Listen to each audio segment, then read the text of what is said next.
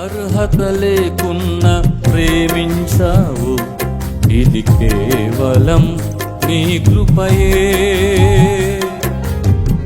యోగ్యత లేకున్న హెచ్చించావు, ఇది కేవలం నీ కృపయే.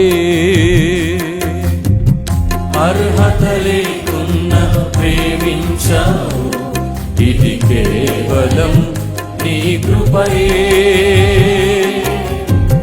యోగ్యత లేకున్న హెచ్చించావు, ఇది కేవలం నీ కృపయే. కృపయే కృపయే నేనేమై ఉన్నానో నీ కృపయే. కృపయే కృపయే నే బ్రతికి ఉన్నానంటే కృపయే.